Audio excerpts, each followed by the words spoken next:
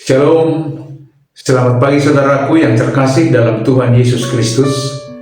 Sebelum kita melakukan aktivitas hari ini, mari terlebih dahulu terima renungan firman sumber hidup yang menyertai aktivitas kita sepanjang hari ini. Sebelumnya, mari kita berdoa. Kasih karunia dan damai sejahtera dari Allah Bapa kita dan dari Tuhan kita Yesus Kristus menyertai kamu. Amin. Sambutlah firman Tuhan, firman sumber hidup yang ditetapkan untuk hari ini. Tertulis dalam kitab Daniel 11 ayat 32. Demikian firman Tuhan. Dan orang-orang yang berlaku fasik terhadap perjanjian akan dibujuknya sampai murtad dengan kata-kata licin.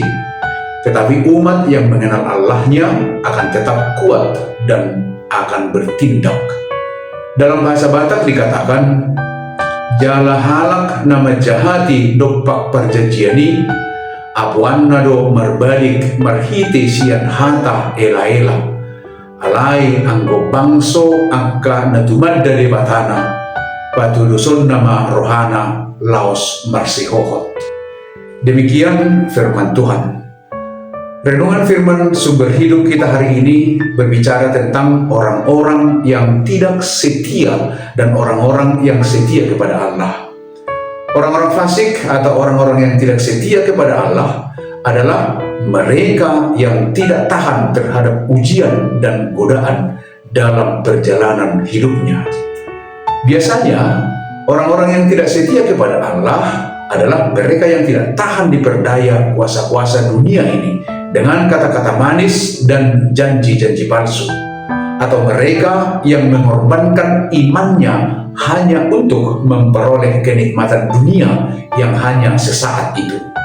Sementara itu, orang-orang yang setia adalah mereka yang mengenal Allah, di mana hidupnya bertindak dengan bijak dan melakukan hal-hal besar. Orang-orang yang mengenal Allah adalah mereka yang memiliki kekuatan dan keberanian menghadapi tantangan hidup di dalam kesetiaannya kepada Allah. Karena mereka percaya bahwa Tuhan Allah selalu siaga memberi pertolongan dan keselamatan. Kita orang-orang percaya harus sadar bahwa hidup setia kepada Allah bertindak bijak, tidak reaktif dalam menghadapi segala tantangan hidup. Orang-orang yang mengenal Allah semestinya memiliki kekuatan dan keberanian menghadapi pahit manisnya kehidupan dan tetap mampu untuk melakukan hal-hal besar demi kemuliaan Allah kita. Alasannya adalah karena kita percaya Allah adalah sumber pertolongan dan keselamatan hidup kita. Dia selalu peduli dan setia kepada orang-orang yang setia kepadanya. Ingatlah bahwa dalam perjalanan hidup ini akan selalu ada tantangan dan godaan. Karena itu, kita harus tetap setia kepada Allah dan tidak tergoda oleh janji palsu atau kata-kata manis dari dunia ini. Tuhan Yesus adalah sumber keselamatan kita. Jangan pernah ragukan pertolongannya di dalam setiap kesulitan hidupmu. Firman sumber hidup kita hari ini mengingatkan kita tentang pentingnya bertindak dengan bijak dan tidak reaktif, kemudian tidak gampang untuk berputus asa. Kita harus memiliki hikmat dan pengetahuan untuk menghadapi tantangan dan membuat keputusan yang tepat, yakni mengandalkan Tuhan Yesus. Karena itu, kita harus libatkan Tuhan Yesus melalui doa-doa kita. Hanya doa yang membuat kita terkonek kepada Tuhan kita Yesus Kristus. Dan doa itu adalah sumber kekuatan hidup kita, sumber semangat kita. Karena itu melalui firman sumber hidup hari ini, kita diingatkan akan pentingnya mengenal Allah kita dan memiliki hubungan yang dekat dengannya. Agar kita memiliki kekuatan untuk menolak setiap godaan dan tetap setia kepada Allah.